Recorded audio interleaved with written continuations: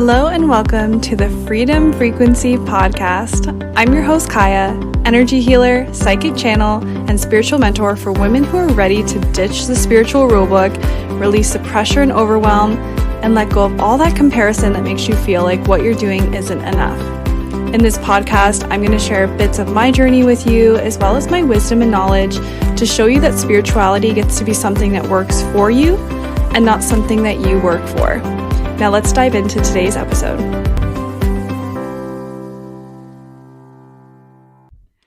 Okay, so today's episode is probably going to be a little bit short and sweet. That's the way that I like it. I like to be to the point, get my message across, not a whole ton of fluff. This is something that has come to my mind, has sparked my interest to riff a little bit on from a conversation that I recently had with a friend. And this is a friend who is also on a spiritual path, a spiritual journey. And when we are on this path of spiritual awakening and learning to trust our intuition more and develop our intuitive gifts, I find this is a pattern that comes up for a lot of people. I know it was definitely something that came up for me. And honestly, it's just something that I think we don't always realize we're doing. And that's why I wanted to shed light on it. So this is outsourcing our own power, I guess, to external sources. And specifically what I want to talk about today, and like the specific way I see people doing this on their spiritual journey, is by outsourcing to other things like oracle cards or crystals or other healers and readers and psychics and things like that. And while I believe all of these things are really, really, really great tools, I also see that they can be, like, I don't want to say abused, but used in a way that is not empowering. And I see this too, and I talk to this all the time, how I see this come up with things like astrology and human design as well, where we know something about our own charts and then we start to put ourselves in a box with it. And I just feel like we're given these tools, we're given these different resources to use on our spiritual journeys. But when we start to use them in a disempowering way and we start to lean on them more than we can lean on ourselves, that's when we have a bit of a problem. That's when we start to not really go forward on our spiritual journey and we kind of stay in the same place of just trusting other things. And the way that I've seen this happen for me is, like, say specifically with oracle cards. Like, I love using oracle cards. I use them in readings with clients. I use them in my own day-to-day life. I use them on energy healing sessions in my membership. Like, I love using oracle cards. But there was a time when I used them in a way that was disempowering to my own intuition.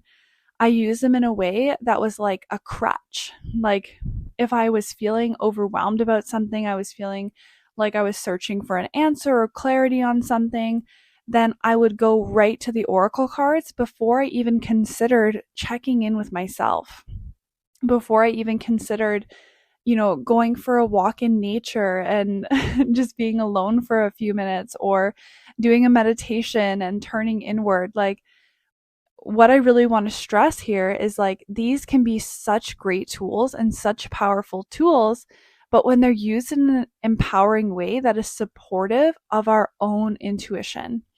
And what I also want to say here is that we actually don't need any of these things. We don't need anything but ourselves. Like, you could be like the most powerful healer and channeler and psychic, like whatever it is that you aspire to be, without any of these things. You can be on like the most potent, powerful spiritual path and have never touched an oracle card and have no crystals and have no sage. Like, you don't need any of these things. They're just nice to have. And all we actually truly need is ourselves and nature, like, and our connection to nature. That's part of being on this earth and the human experience is we're actually meant to interact with the earth as humans, right? So there is times where, we might be seeking answers and we might decide that like, this might be a good time to go out for a walk in nature, lay out under the stars, sit in the sun, go for a swim in a river, like whatever is available to you, whatever resonates with you, whatever you feel is like the way that you feel most connected to your intuition. And there's so many answers that nature holds for us, and it can be a really great tool, and a tool that is always used, I feel, in an empowering way. And where we become disempowered is when we start to use other tools, especially like man-made tools, or we start to use tools in a way where we're trusting them more than we trust ourselves, or we're wanting them to do something and feeling like we need them to get something done. So like going to your oracle card deck and doing like a million spreads a day to try and find answers before you ever decide to turn inward or decide that you know how to interpret the cards instead of reading in the book. And not to say that any of these things are wrong, but it's the energy that you're doing it in that you want to be aware of. Or with crystals, like I love crystals, gemstones, like I think there's so many healing powers within them, but I also think that I'm more powerful than them. I also believe that I could heal myself better than like a crystal could heal me. And while it's a supportive tool, I know that I don't need it. It's just nice to have. It can add a little like oomph, but what I really see is like people who put everything into a crystal. Like they'll say like, okay, like I have selenite next to my bed. Like I actually do have that. And I feel like it helps to keep my dreams. Like I never have nightmares. And I definitely think it's because I keep like protective crystals like selenite, but I also do a protective, like a protection of my own before bed, like a visualization of sorts. Most of the time visualization, sometimes like a prayer or something like that. So like I'm not only relying on the selenite. I just think it's a nice support to have. So this is where I see people start to think like, oh no, like I can't do this unless I have my crystals. Like I can't do this unless I have my oracle card deck. Like I'm not actually cleansed unless I lit my sage and danced around or whatever. Instead of like knowing that you have everything you already need. You have the power to cleanse yourself, to protect yourself, to intuitively pick up messages from the spiritual realm without an oracle card, and they can be a great confirmation. They can be great at kind of like, shedding light on something that might be a blind spot, but they're not the be all and end all, and they shouldn't be your only source of answers. And it's the same thing with working with someone like me who's like a channel, and I can channel information for people, but I would never want to be the only source of that information. And I never want to be like, whatever I say goes, like it has to be true. I hope that everything I say, people listen to and think, okay, like, yeah, does that hit home? Did that illuminate something for me that now I can take and dive into deeper on my own? Does it not resonate with me at all? And I can just decide that I'm going to leave it there and it wasn't a message for me. And I always encourage clients as well to like be doing these practices on their own. And that's why I speak to this in my podcast. I speak to this in my programs. I speak to it in my membership, in my one-to-one.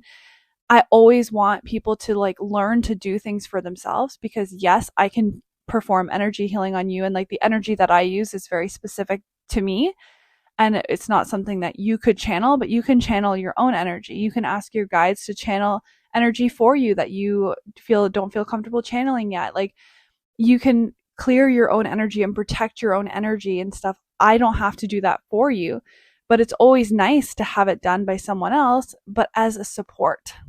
So the appeal to having someone like me or someone else who's like a healer, a coach, a mentor, a channel for you is as a support and to help you to do it on your own too.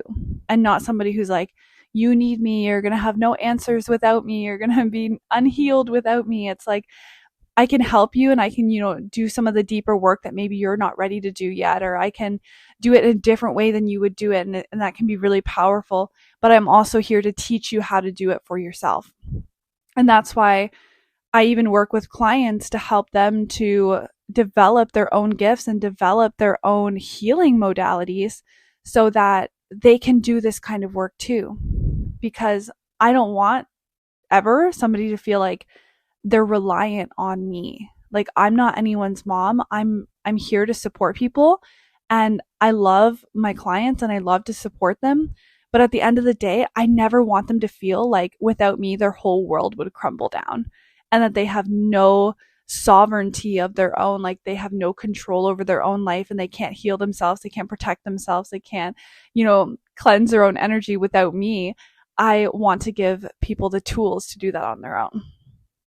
So that is my spiel. That is my message coming through.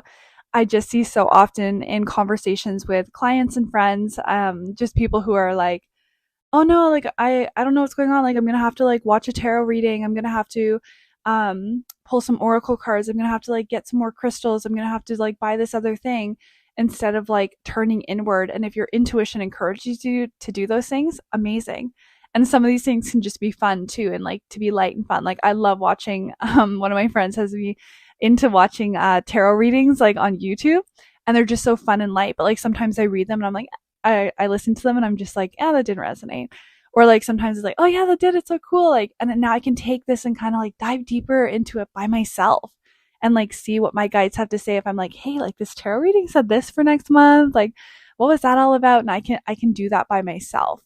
Like I don't wait for the next video to come out or anything, right?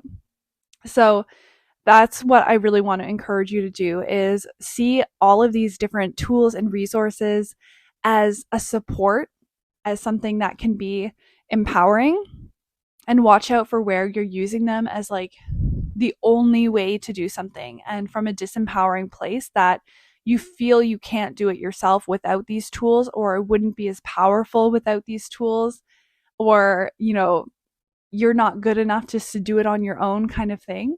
You can, and we are made that way. Like we came down to earth with the tools and resources that we need. We don't need other things. They can just be nice to have. They can be supportive if we're using them in an empowering way. So that is my spiel. That is my talk for today, my little rant. I hope it resonates for you. I hope it's the message you needed to hear before you like went to your oracle deck tonight to receive clarity on something. And if you have any comments or if this really resonated for you, of course, as always, I'm going to link my Instagram in the show notes that you can send me a message. We can have a little chit chat, and I love to talk about this kind of thing. So, that is all I have for today. I was seeing if anything else came through, but thank you so much for listening, and I will catch you on the next one.